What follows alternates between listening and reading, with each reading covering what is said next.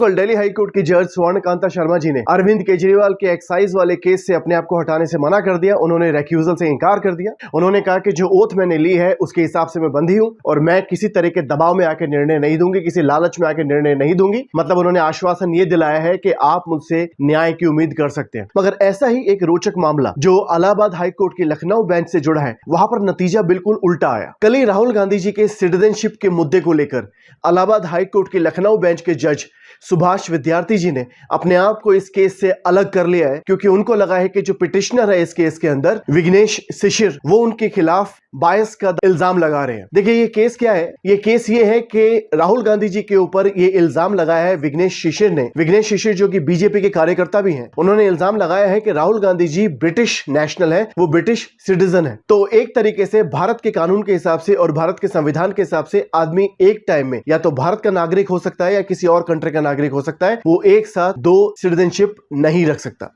मगर यह इल्जाम राहुल गांधी जी के ऊपर लगाया गया है कि एक ब्रिटिश कंपनी के वो डायरेक्टर हैं और उस कंपनी के पेपर्स में उन्होंने खुद को एक ब्रिटिश नागरिक डिक्लेयर किया है। तो इफेक्टिवली ये डिमांड करी गई है कि उनकी भारतीय नागरिकता खत्म की जाए और इसलिए उनकी जो एमपीशिप है, मतलब मेंबर ऑफ पार्लियामेंट की जो उनकी मेंबरशिप है, उसे भी खत्म किया जाए, क्योंकि एमपी वही हो सकता है जो कि भारतीय नागरिक होगा।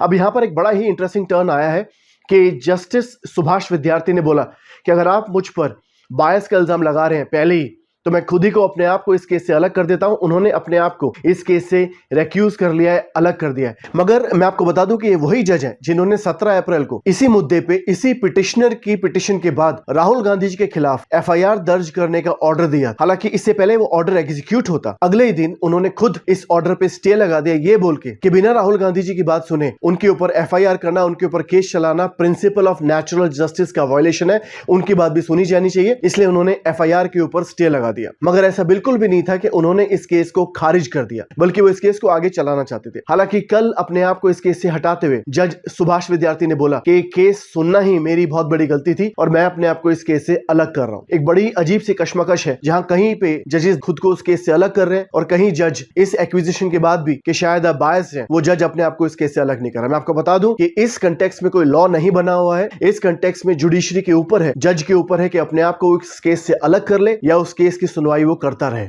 अब राहुल गांधी जी के केस में इलाहाबाद हाई कोर्ट डिसाइड करेगी कि कौन सा नया जज उस केस को आगे सुनेगा और उस केस का क्या नतीजा होता है, ये टाइम बताएगा। मगर इससे पहले भी सुप्रीम कोर्ट 2 बार 2015 में और 2019 में राहुल गांधी जी के खिलाफ इसी तरह के एलिगेशन को खारिज कर चुका है।